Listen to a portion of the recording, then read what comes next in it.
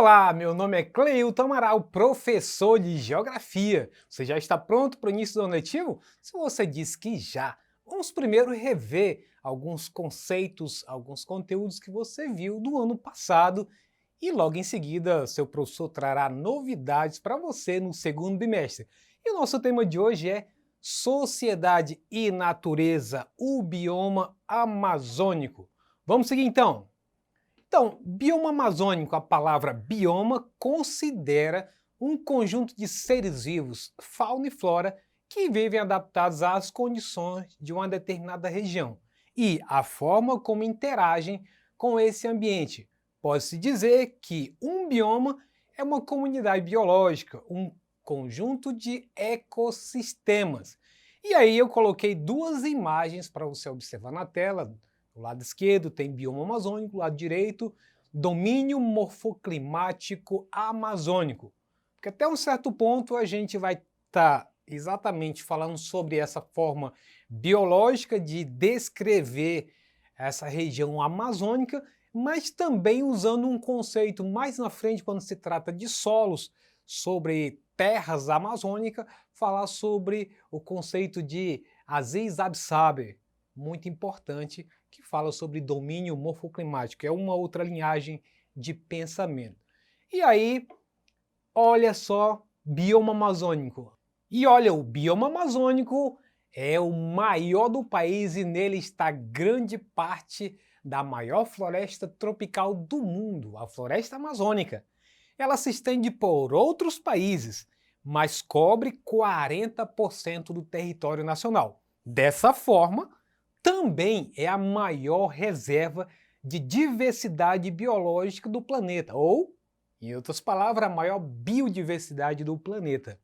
Esse bioma abrange os estados do norte do país e parte do Mato Grosso e Mato Grosso do Sul. Então vejamos esse mapa que está logo abaixo, que ele está identificando exatamente o bioma amazônico, toda essa parte de verde. E aí vejam que ele se estende tanto ao norte do Mato Grosso, como na parte oeste do Mato Grosso com o seu verdinho. E também lá no Maranhão, na parte sudoeste do Maranhão. Então é importante verificar com calma esse mapa aí. Do lado eu fiz também um comparativo já de antemão sobre a questão do domínio morfoclimático amazônico. Como é que é feito essa, digamos assim, regionalização ou divisão ou demonstração dessas regiões de acordo com suas características naturais. Então, o domínio morfoclimático amazônico é essa de letra número 1, também de verde. Então, toda essa parte aí. E aí você vai perceber também entre um domínio e outro, seja o cerrado, mares e morros, caatinga, araucária, pradarias, faixas, você vai perceber as faixas de transição, ou seja, o encontro, o choque entre cada uma dos domínios morfoclimáticos vai criar uma zona de transição. Em outras palavras, nem uma coisa nem a outra. Então cria uma zona de transição, uma tentando avançar sobre a outra. Então toda essa parte branca entre cada um dos domínios é exatamente essa zona de transição. E o bioma amazônico é formado por distintos ecossistemas, como floresta densa de terra firme, florestas estacionais, floresta de igapó, campos alagados, várzeas, savanas, refúgios montanhosos e formações pioneiras. Mesmo sendo o nosso bioma mais preservado, cerca de 2,2 mil quilômetros quadrados de sua área já foi devastada, o que equivale a 6 vezes a área do município de São Paulo. Então, se olhar esse gráfico de barras ao lado, você vai verificar que no período de 2018 e 2019 tivemos 6,8 mil quilômetros quadrados de área, né, que sofreu devastação. Já no período de 2019 e 2020, isso sobe para 9,2 mil quilômetros quadrados. Então houve um acréscimo significativo e preocupante para a sociedade brasileira e também para a sociedade mundial. Então, o desmatamento, as queimadas, a garimpagem, o agropastoreio e a biopirataria representam os principais problemas ambientais enfrentados pelo bioma amazônico. E aí fica um recado na própria ilustração da diversidade de animais que coloquei aí na tela, que o tráfico internacional de animais silvestres é crime federal. Às vezes você conhece pessoas que estão pegando animais de maneira totalmente irregular para vender para outros países, inclusive, colocando a nossa fauna disponível para outros lugares, de maneira às vezes terrível, como colocar pássaros em cano de PVC e muitas outras atrocidades que já se viu na televisão acerca desse assunto. Então, tráfico de animais é crime. E quanto à fauna, pesquisas indicam que na Amazônia existe cerca de 30 milhões de espécies animais. Dá para acreditar nisso? E isso porque nem todas as espécies foram encontradas e estudadas pelos cientistas. Lá existem alguns animais que ainda são desconhecidos pelos homens. Bom, mas uma coisa é certa, são muitos animais convivendo nesse grande ecossistema. Talvez os mais famosos deles sejam os macacos de todas as espécies que se conhecem na Amazônia.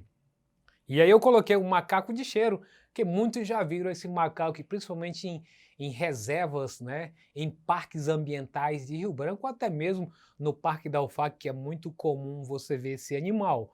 Além dele, existem outros mamíferos característicos da região, são mamíferos terrestres, como onças, dentre outros. E aí tem a ilustração aí da onça pintada. Muito bem. Quanto à vegetação, ela divide-se em 3 categorias: mata de terra firme, mata de várzea e mata de igapó. As matas de terra firme são aquelas que estão em regiões mais altas e, por esse motivo, não são inundadas pelos rios. Nelas estão árvores de grande porte, como a castanheira do Brasil e a palmeira. As matas de várzea são as que sofrem com inundações em determinados períodos do ano. E a mata de igapó são as que estão situadas em terrenos mais baixos. Estão quase sempre inundadas. É nas matas de igapó que encontramos a Vitória régia. Olha só essa ilustração aí para a gente poder entender isso pela figura. Tem aquela história de vou desenhar para você. Então olha só, tem aí dizendo fora do período da cheia. Então nós temos a mata de igapó, que está no nível normal do rio, ela consegue ser alcançada pela água do rio. Na sequência temos a mata de várzea, nessa condição aí do rio, em condições normais, ela não é afetada pela água do rio. E depois a terra firme, que em nenhuma das situações, nem no período de vazante, nem nas cheias, ela não é atingida pelas águas dos rios. Já na segunda figura, com o nível do rio com cheia, você vai ter a mata de igapó, que ela já, por natureza, ela já tem a presença da água na sua vegetação. A mata de várzea passa a ser inundada por ela, mas a mata firme continua ali sem a intervenção da água do rio. Então são as duas situações. A primeira figura, quando o nível do rio está baixo, e a segunda figura, para ilustrar em que momento a mata de várzea também é afetada pela água do rio, temos a segunda imagem. E aí, algumas ilustrações de algumas espécies vegetais, eu coloquei as mais conhecidas, mais famosas por nós, que têm importância em cada dessas classificações de vegetação.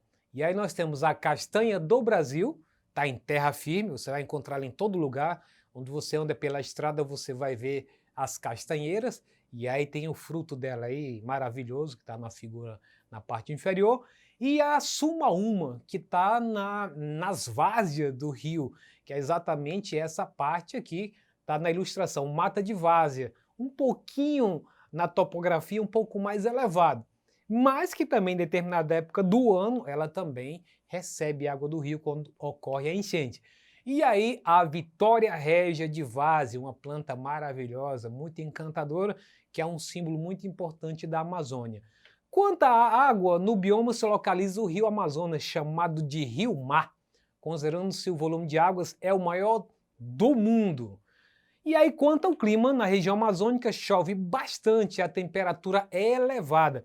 E aí nós verificamos nesse climograma de Manaus, Amazonas, que quando acontece os meses, veja aí nessas colunas azuis, quando tem os meses que chove menos, portanto as barras estão no nível menor, a temperatura tende a ser maior. E quando as barras azuis estão maiores, a temperatura tende a ser menor em função do volume de chuvas.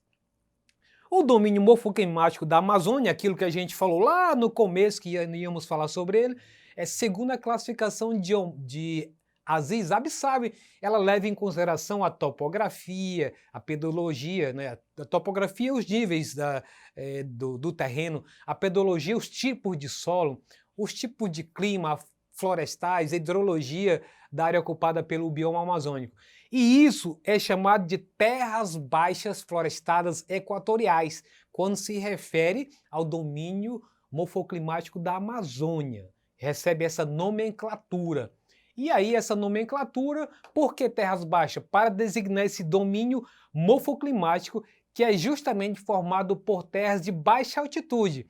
Então você vai ver de marrom no mapa que toda essa região de marrom ela tem baixas altitudes, se a gente levar em consideração as áreas que estão em seu entorno, que tem uma elevação muito superior a essa área que está de marrom, levando em consideração essa classificação aí. E aí lembrando que esse solo escuro é muito comum nas regiões de várzea, há muito tempo já é conhecido, os próprios índios já dominavam isso, não exatamente por ser natural, os índios antigamente já faziam queimada nessas áreas aí, mas portanto em alguns lugares é chamado de terra preta dos índios. E aí vamos entrar no nosso exercitando, presta bem atenção. Mata de terra firme, mata de várzea e igapó são formações vegetais típicas desse bioma.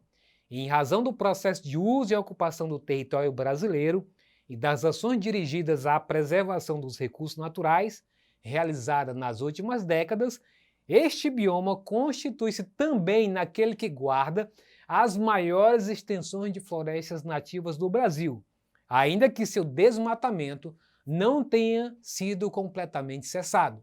O texto refere-se ao bioma, letra A, Cerrado, letra B, Mata Atlântica, letra C, Pampa, letra D, Caatinga ou letra E, Amazônico? Se você respondeu que a letra correta é letra E, tá certo, é o Amazônico.